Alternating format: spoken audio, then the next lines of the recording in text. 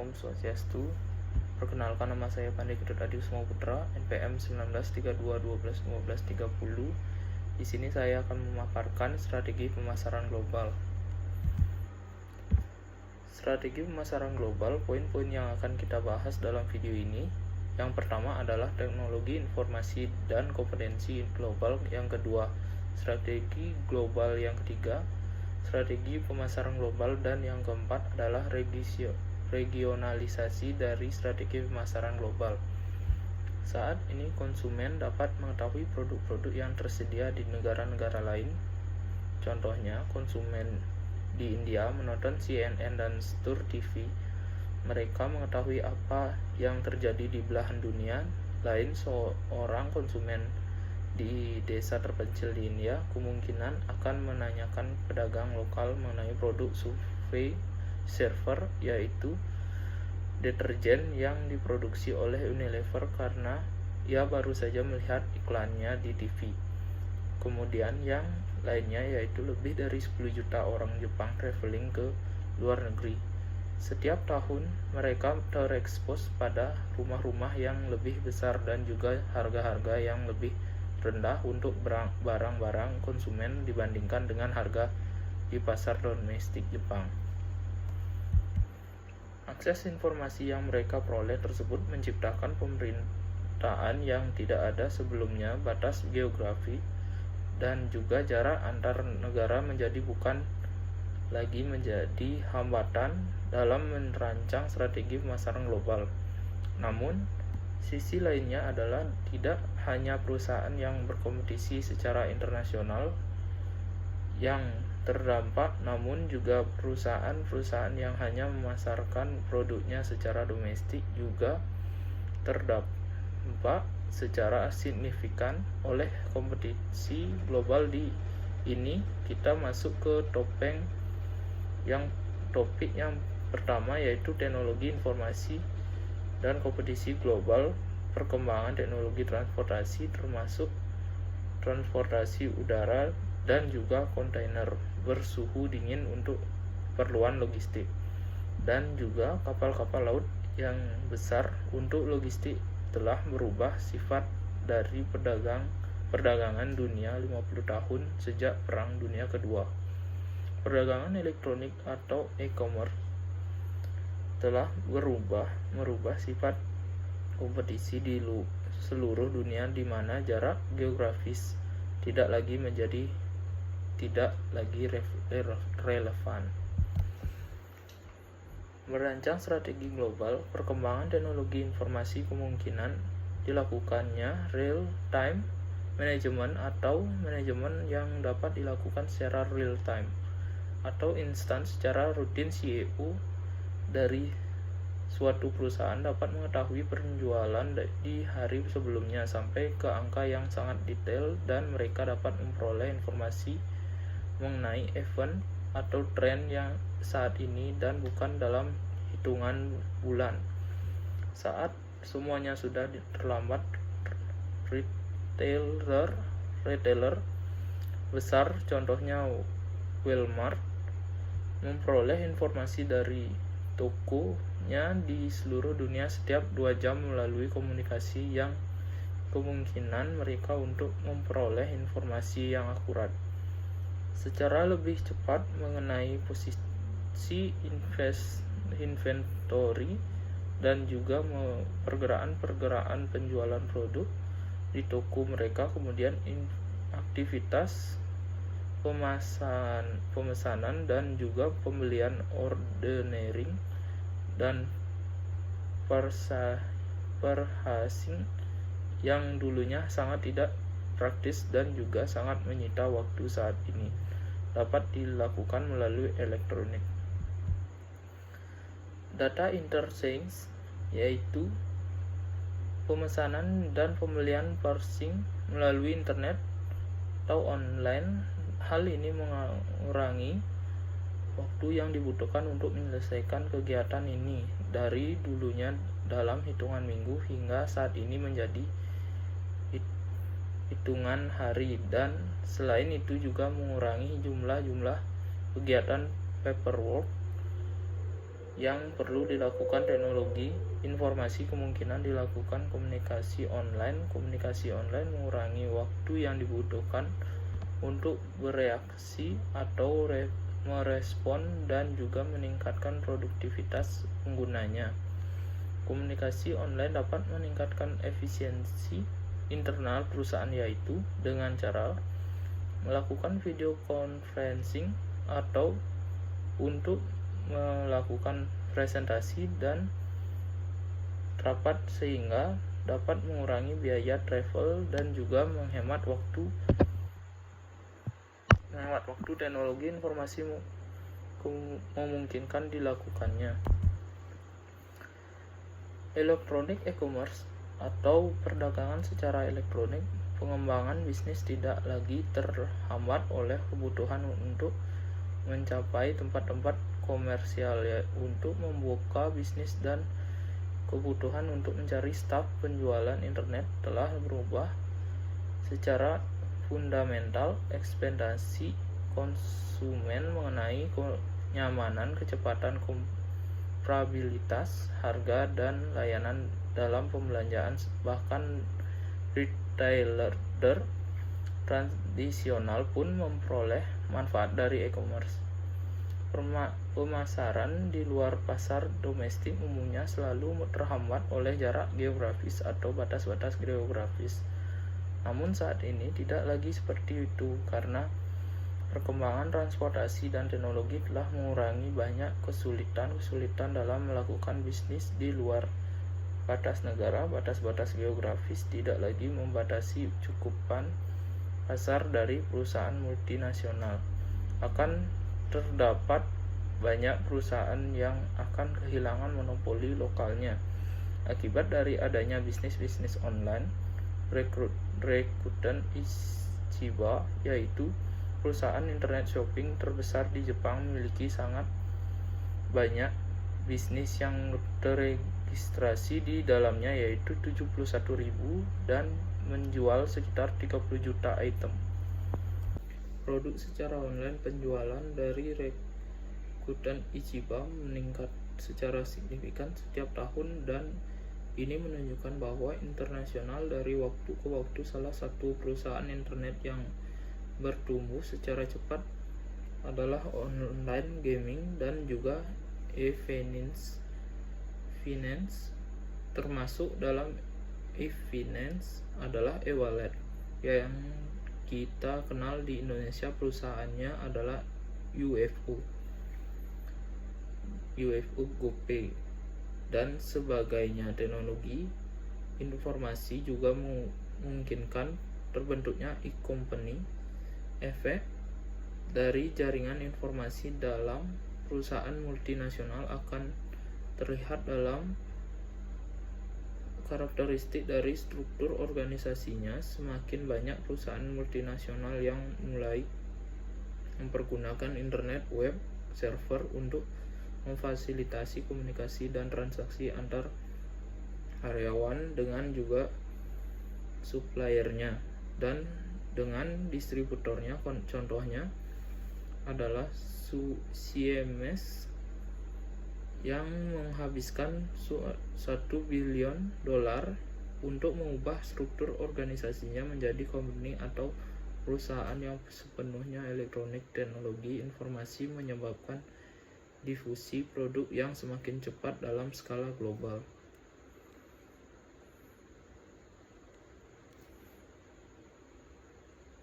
Pengaruh yang sangat jelas dari teknologi informasi adalah teknologi yang menyebar dengan semakin cepat dan juga siklus hidup produk yang semakin pendek pada pasar global dibandingkan dengan sebelumnya. Jangka waktu penyebaran TV berwarna dahulu antar benua adalah sekitar 6 tahun, namun saat ini penyebaran dari inovasi akan lebih singkat daripada dahulu, karena berita menyebar dengan sangat cepat melalui channel-channel komunikasi internet ataupun sebagai media yang lain, didukung dengan teknologi transportasi yang semakin baik, sehingga mampu mengangkut dan mendistribusikan barang-barang dengan lebih cepat ke seluruh penjuru dunia, sehingga perusahaan yang menjual PC atau personal komputer contohnya harus membonceng produk baru dalam skala global agar tidak tertinggal dari pesaing-pesaing global yang lain. Perkembangan teknologi informasi mendorong terbentuknya global citizenship atau konsumen global. Lingkungan global membutuhkan strategi yang melingkupi banyak negara dan mengintegrasikan operasional perusahaan lintas negara. Strategi ini bersifat global dan tidak lagi berpengaruh orientasi etnosentris, yaitu orientasi pada hanya pasar domestik, atau orientasi polisentrik yang berorientasi pada kebutuhan dan preferensi di masing-masing negara saat itu. Perusahaan perlu untuk mengadopsi orientasi geosentrik yang memandang dunia sebagai satu pasar potensial dan integrasi aktivitas perusahaan dalam satu global. Basis kita masuk ke bahasan berikutnya, yaitu strategi global. Strategi global adalah kumpulan keunggulan kompetitif yang diperoleh dari skala ekonomis yang luas dan juga distribusi mereka secara global dengan cara membangun merek dengan cukup cakupan global, kemudian mempertahankan pasar secara domestik, dan juga mengatasi fragmentasi selera atau preferensi konsumen antar negara. Saat ini lebih dari setengah mobil sedan yang terjual di Amerika adalah merek-merek impor. Dari lebih setengah kendaraan yang diberi merek asing dibuat di Amerika, sehingga kesimpulannya adalah pemain-pemain asing menyamarkan bisnis otomotif di Amerika dan merubah Amerika menjadi pusat dari industri global. Setiap industri memiliki aspek global dan faktanya sejumlah industri memiliki lebih banyak aspek global dibandingkan industri yang lain. Saat ini dapat dikatakan bahwa dalam beberapa industri globalisasi pasar sudah tercapai, di mana selera konsumen di seluruh dunia telah semakin serupa dan perusahaan-perusahaan global telah berupaya untuk mempengaruhi selera konsumen agar dapat semakin serupa. Terdapat 4 faktor yang menentukan potensi globalisasi dari suatu industri yang ditampilkan pada gambar di slide berikutnya. Terdapat 4 faktor yang mendorong suatu industri menjadi industri global. Faktor yang pertama adalah faktor pasar, kemudian yang kedua adalah faktor biaya, yang ketiga faktor persaingan, dan yang keempat adalah faktor pemerintah atau regulasi. Yang pertama, kita akan membahas faktor pasar yang mendorong suatu industri menjadi industri global. Faktor pasar bergantung pada karakteristik dari perilaku konsumen dan juga struktur dari seluruh distribusi. Beberapa contoh dari faktor pasar yang pertama adalah pendapatan per kapita yang sudah semakin serupa di berbagai negara, industrialisasi, kemudian berikutnya adalah kesamaan dari gaya hidup dan juga preferensi konsumen di banyak negara. Kemudian diantaranya juga adalah revolusi dari teknologi informasi dan komunikasi. Berikutnya adalah semakin perjalanan internasional yang membuat konsumen menjadi lebih aware atau mengetahui produk-produk yang ada di luar negeri. Kemudian berikutnya dari faktor pasar adalah kebutuhan dari perusahaan multinasional untuk mengembangkan advertising skala global. Jadi satu iklan yang dapat ditanyakan di seluruh dunia. Kemudian yang terakhir adalah semakin berkembangnya media-media yang mencakup global seperti CNN dan MTV. Faktor berikutnya adalah faktor biaya. Faktor biaya diantaranya adalah kebutuhan perusahaan multinasional untuk meraih skala ekonomis dan lingkup ekonomis. Dengan skala ekonomis yang besar, perusahaan multinasional dapat menghasilkan produk dengan biaya yang rendah, sehingga dengan menetapkan harga yang rendah, mereka dapat berkompetisi dengan baik secara global. Berikutnya adalah perkembangan dari transportasi dan logistik, ditandai dengan semakin banyaknya perusahaan-perusahaan transportasi dan logistik seperti FedEx, UPS, DHL, dan sebagainya. Berikutnya adalah semakin banyaknya negara-negara industrialis baru yang memiliki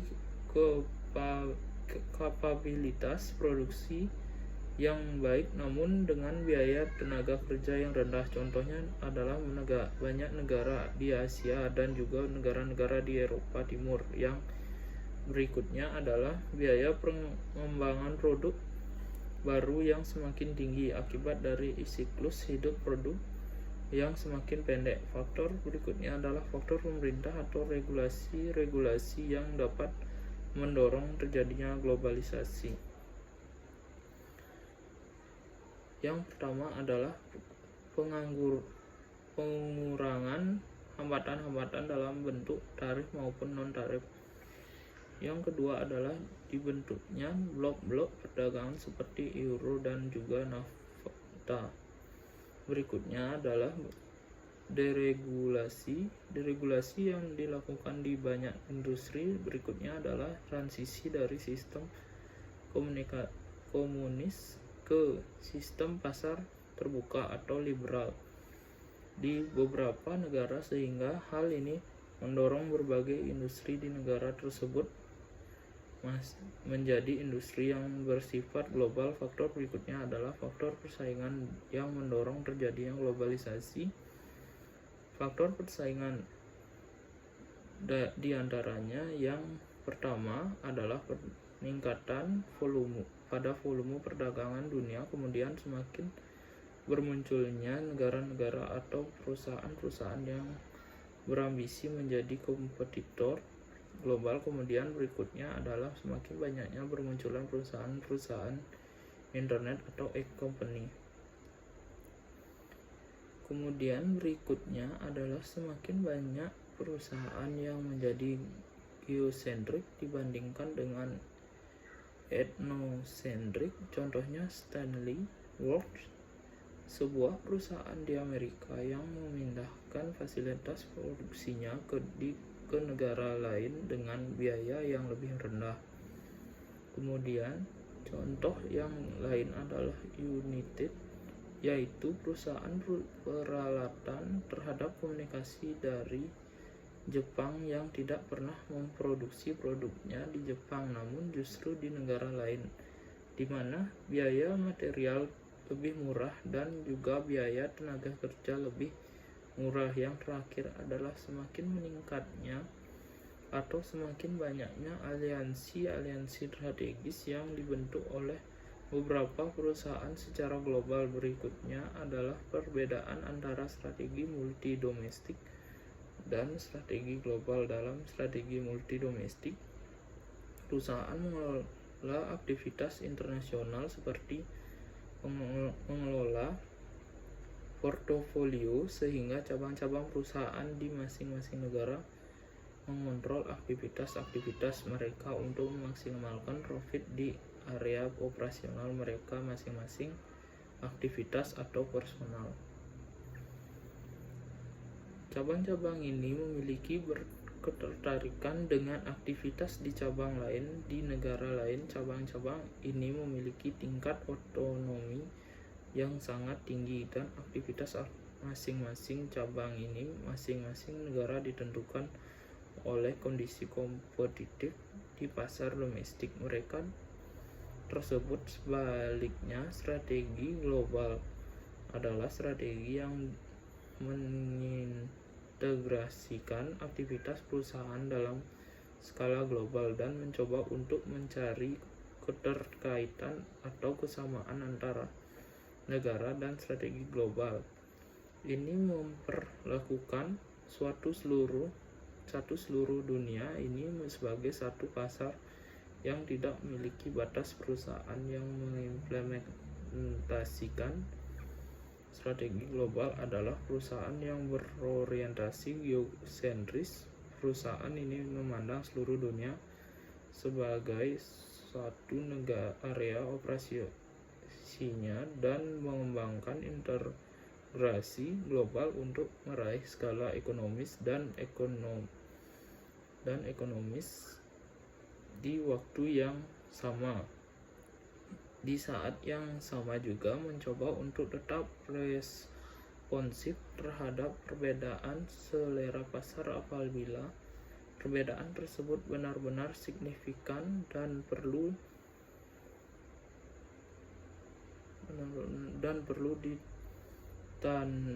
ditindaklanjuti. Bahasa berikutnya adalah struktur persaingan industri. Struktur persaingan industri dapat bermanfaat untuk memahami karakteristik dari strategi global. Struktur persaingan industri mengidentifikasi faktor kunci yang menentukan karakteristik persaingan dalam satu industri yang dapat mempengaruhi profitabilitas dalam industri tersebut. Terdapat 5 faktor yang mempengaruhi tingkat profitabilitas suatu industri. Yang pertama adalah persaingan antar kompetitor. Semakin banyak kompetitor dalam satu industri akan menyebabkan profitabilitas perusahaan di industri tersebut tertekan. Faktor yang kedua adalah potensial intern atau potensial masuknya pemain baru ke dalam industri.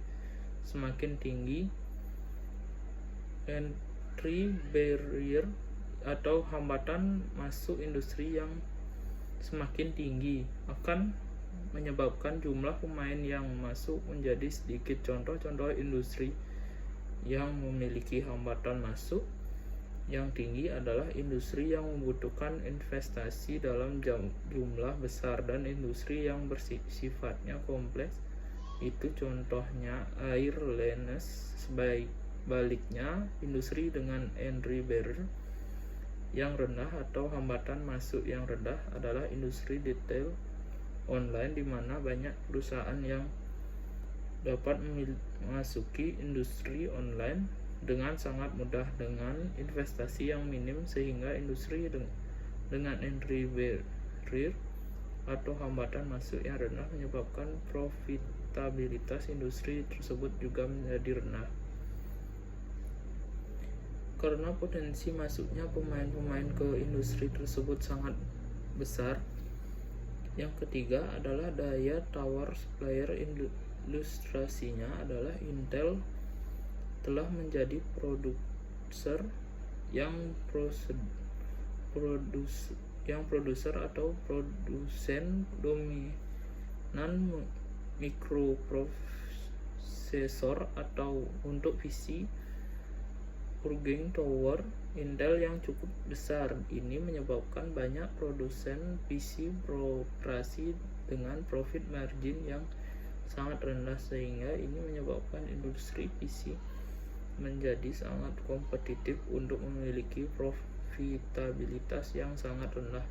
Faktor yang keempat adalah daya tawar dari pembeli. Saat ini pembeli memiliki daya tawar yang sangat besar karena mereka memiliki akses informasi yang sangat luas. Saat ini membeli dapat membandingkan harga layanan maupun produk antar perusahaan dengan cepat melalui internet, sehingga mereka akan memiliki perusahaan yang menurut mereka terlebih. Kemudian faktor yang kelima adalah ancaman dari produk-produk substitusi. Contohnya adalah industri kamera saat ini sudah sangat terdesak oleh industri smartphone, di mana smartphone dapat menyediakan substitusi sebagai kamera, di mana smartphone saat ini telah dilengkapi dengan kamera dengan kapabilitas yang sangat tinggi, yang saat ini dapat menyaingi fitur-fitur dari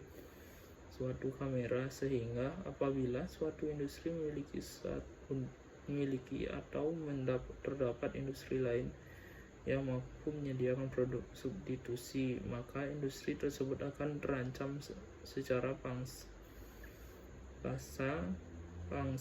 pasar dan juga secara profitabilitas. Keunggulan kompetitif. Perusahaan yang memiliki keunggulan kompetitif adalah perusahaan yang mampu memberikan manfaat yang sama dengan kompetitor namun dengan harga yang lebih rendah, atau memberikan manfaat atau keunggulan yang melebihi dari produk-produk kompetitor. Keunggulan kompetitif hanya sementara. Apabila kompetitor dapat menyamai tawaran perusahaan dan sama-sama unggul, maka perusahaan tidak lagi memiliki keunggulan kompetitif. Untuk memperpanjang periode monopoli ini atau untuk memperpanjang periode keunggulan kompetitif perusahaan berupaya untuk mengembangkan strategi-strategi yang akan sulit untuk ditiru oleh kompetitor. Perusahaan yang membangun keunggulan kompetitif dari skala ekonomis artinya mampu memproduksi produk dengan biaya lebih rendah sehingga menetapkan harga yang lebih rendah, adalah perusahaan yang mempergunakan cost leadership sehingga strategi kepemimpinan biaya ekonomis of scale atau skala ekonomis diperoleh karena pabrik-pabrik yang lebih besar umumnya lebih efisien untuk dioperasikan dan biaya produksi per unit menjadi lebih rendah karena overhead cost dialokasikan ke sejumlah banyak item produk yang diproduksi. Skala ekonomis lebih lanjut juga diperoleh dari learning effect atau pembelajaran. Perusahaan mempelajari metode-metode produksi yang lebih efisien seiring dengan waktu, dan juga mereka mengumpulkan pengalaman dalam hal produksi seiring dengan waktu, sehingga mereka menjadi lebih baik dalam hal produksi. Efek pembelajaran ini membuat kompetisi menjadi lebih ketat saat skala ekonomi yang tinggi telah mencapai.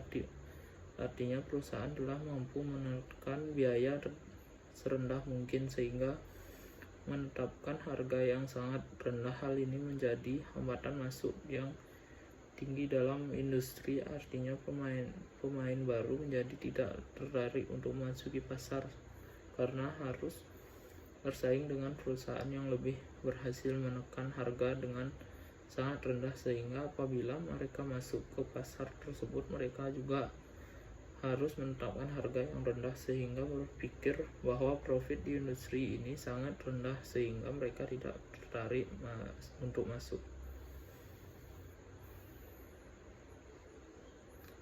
Itu artinya hambatan masuk tinggi. Perusahaan yang menerapkan cost leadership strategi atau menawarkan produk dengan harga rendah dapat sangat rentan terhadap perusahaan yang menggunakan strategi diferensiasi, di mana dengan strategi diferensiasi perusahaan ini dapat melayani konsumen dengan lebih baik walaupun terdapat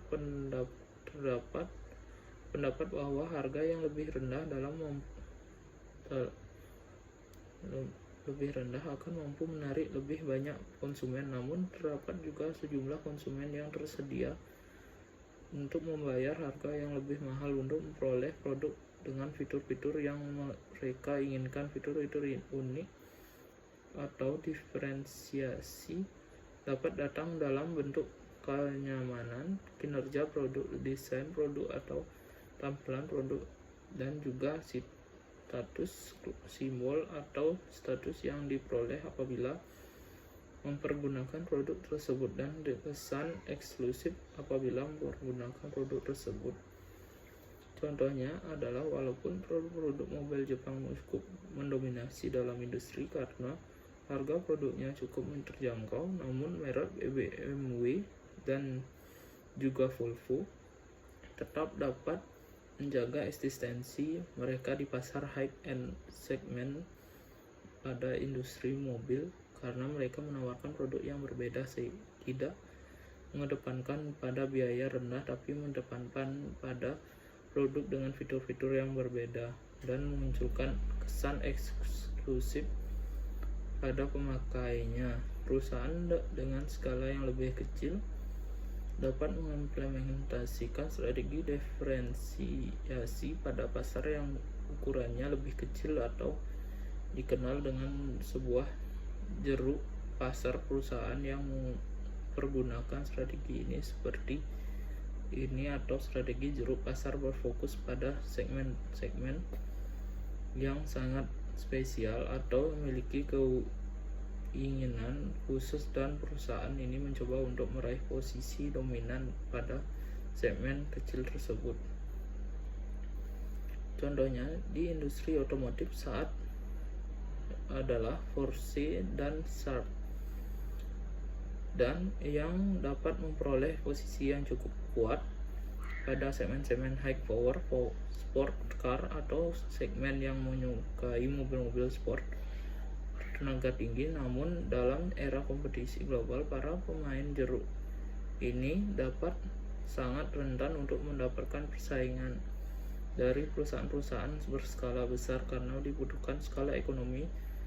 skala ekonomi dibutuhkan untuk berkompetisi dalam skala global. Bagi perusahaan-perusahaan teknologi adalah kunci sukses pada pasar yang menginginkan kemajuan teknologi pada produk-produknya. Perusahaan menggunakan kepemimpinan dalam hal teknologi untuk menghasilkan inovasi yang cepat dan untuk memperkenalkan produk-produk baru. Namun keahlian teknologi yang terbesar di seluruh penjuru dunia membuat keunggulan teknologi suatu perusahaan hanya bersifat sementara, di mana perusahaan-perusahaan lain dapat dengan cepat meniru inovasi-inovasi yang baru saja dikeluarkan, sehingga perusahaan tidak sebaiknya berpuas diri.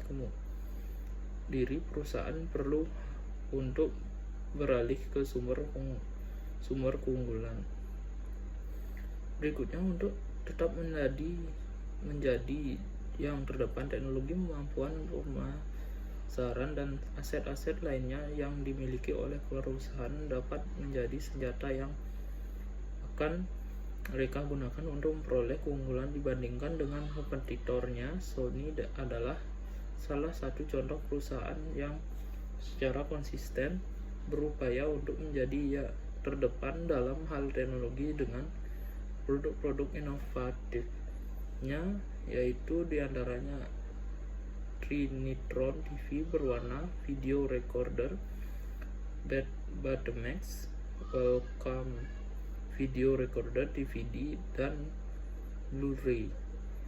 Dari teknologi tidak selamanya menjadi yang pertama di pasar adalah keputusan yang terbaik. Terkadang terdapat juga kelemahan menjadi yang terutama di pasar. Contohnya adalah apa yang dilakukan oleh Citigroup dalam mengilustrasikan bahwa banyak menjadi yang pertama memasuki pasar juga memiliki kelemahan untuk memulai pijakan atau mulai fondasi bisnisnya di ekonomi Cina yang sedang berkembang. Citigroup melakukan aliansi dengan Shanghai Pudong Development Bank di Cina untuk menargetkan pasar kredit card di Cina. Dari aliansi tersebut Kemudian 10 juta kredit card diedarkan dengan kredit yang bergulir di Cina. Namun sejumlah ahli berargumen atau berpendapat bahwa kredit servis di Cina akan sangat beresiko bagi perusahaan yang pertama kali memasuki pasar tersebut, karena di Cina tidak memiliki sistem kredit rating secara nasional dan tidak memiliki teknologi pengelolaan risiko yang memadai. Dalam kasus ini, followers dapat memperoleh manfaat dibandingkan dengan first movie karena followers dapat belajar dari kelemahan-kelemahan pioneer dan bagaimana kondisi pasar saat itu, sehingga dengan mengetahui yang lebih baik, followers mampu mengambil keputusan yang lebih baik untuk memasuki pasar dalam hal timing, bentuk produk, dan juga skala pasarnya. Baik, sekian pemaparan materi yang dapat saya sampaikan. Jika ada salah kata, saya mohon maaf. Sekian dan terima kasih. Om Santi Santi Santi Om.